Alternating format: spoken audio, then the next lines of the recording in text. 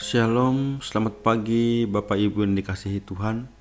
Kembali lagi pada pagi hari ini bersama-sama kita akan membaca dan merenungkan firman Tuhan. Namun saya mengajak Bapak Ibu, mari kita berdoa terlebih dahulu. Mari kita berdoa. Terima kasih Bapak yang baik. Kami bersyukur buat berkat kekuatan, kesehatan yang Tuhan masih berikan kepada kami.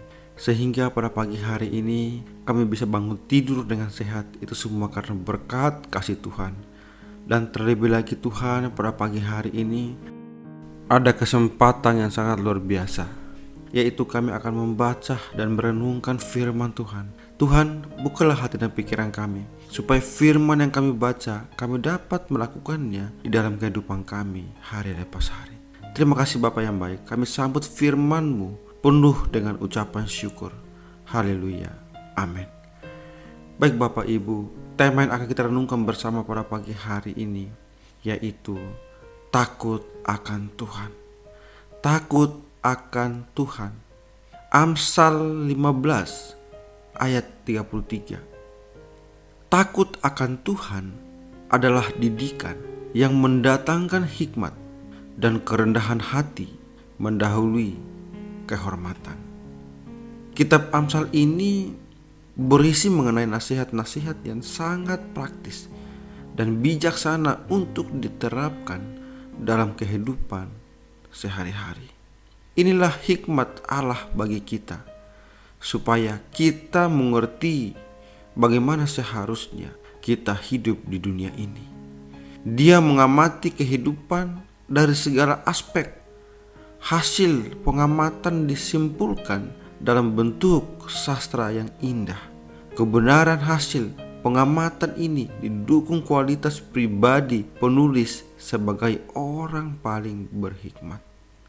Dalam Amsal 15 ayat 33 ada dua hal yang akan kita bahas bersama pada pagi ini. Pertama, takut akan Tuhan menjadikan orang mempunyai hikmat. Sumber hikmat adalah Allah. Takut akan Allah berarti menghormati Allah. Menghormati Allah berarti suka mendengar atau membaca firman Tuhan.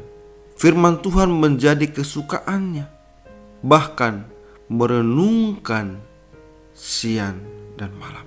Amsal pasal 1 ayat 7 dikatakan bahwa takut akan Tuhan adalah permulaan pengetahuan, tetapi orang bodoh menghina hikmat dan didikan. Itulah sebabnya orang yang takut akan Tuhan pasti akan menjadi orang yang bijaksana, karena ia mempunyai panca indera yang terlatih untuk membedakan yang baik daripada yang jahat. Ibrani pasal 5 ayat 14. Kata hikmat berasal dari bahasa Yunani Sophia, yang artinya kemampuan untuk berlaku bijaksana.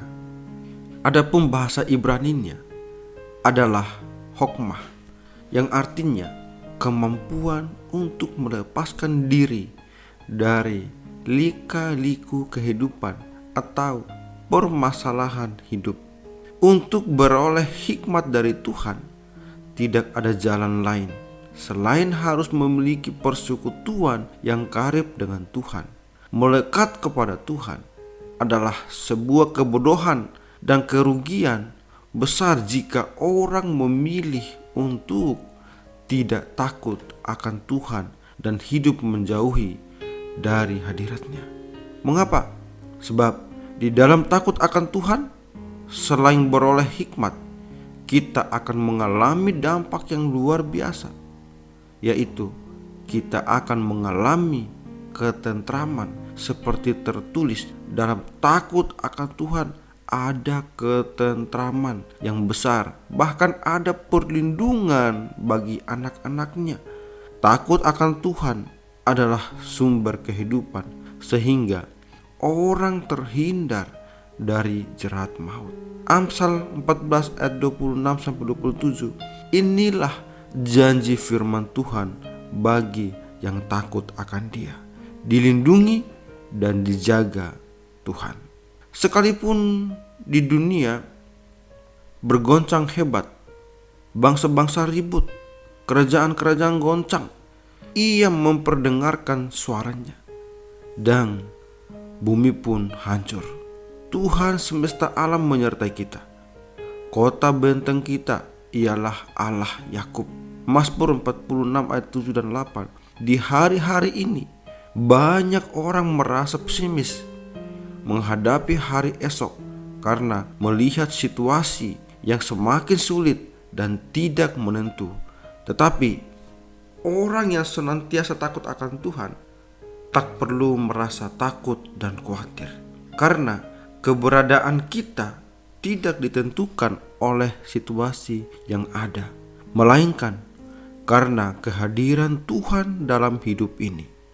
Jika Tuhan ada di pihak kita, pasti akan ada kekuatan, ketentraman, perlindungan, dan hal-hal yang dahsyat pasti dinyatakan.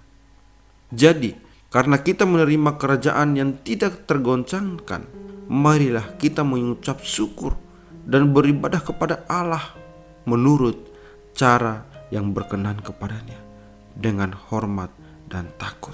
Ibrani 12 ayat 28. Yang kedua, merendah membuat orang menerima hormat. Banyak orang mengira bahwa hormat bisa dibeli dengan uang atau harta, atau dengan kejabatan atau kekuasaan. Padahal hormat yang diterima seperti itu hanya bersifat sementara. Kalau masih punya harta melimpah, dihormati orang. Kalau sedang menjabat, menerima hormat.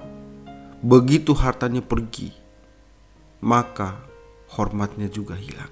Begitu tak menjabat lagi, tidak ada lagi yang memberi hormat. Tapi merendah akan membuat orang menghormati dengan tulus. Hormat seperti itu akan awet selamanya. Yang merendah akan ditinggikan. Karena itu, sebagai orang percaya, marilah kita takut akan Allah. Agar memperoleh hikmat, terimalah teguran atau kritikan dengan senang hati. Agar kita makin cerdas, berakal budi. Merendahlah selalu agar memperoleh hormat, bahkan ditinggikan oleh Allah. Amin. Mari kita berdoa. Terima kasih Bapa yang baik. Kami bersyukur Tuhan untuk anugerah-Mu yang Tuhan berikan bagi kami pada pagi hari. Ada kesempatan yang sangat luar biasa, yaitu kami bisa membaca dan merenungkan firman Tuhan. Biarlah Bapa, firman Tuhan yang kami belajar pada pagi hari ini, hidup kami semakin hari semakin takut akan Tuhan, dan hidup kami semakin hari semakin bergantung sepenuhnya kepada Tuhan. Dan biarlah hidup kami disertai dengan perbuatan-perbuatan yang baik dan yang menurut kehendak Tuhan. Terima kasih Bapa yang baik untuk firman-Mu yang menguatkan kami pada pagi hari ini. Sebentar lagi kami lanjutkan setiap aktivitas kami. Tuhan berkati kami, sertai kami, dan lindungilah kami. Dan biarlah apapun yang kami kerjakan, apapun yang kami lakukan, biarlah semua itu untuk kemuliaan bagi nama Tuhan saja. Terima kasih Bapa yang baik. Kami serahkan hidup kami sepanjang hari ini, aktivitas kami sepanjang hari ini ke dalam tangan pengasihan-Mu. Haleluya. Amin.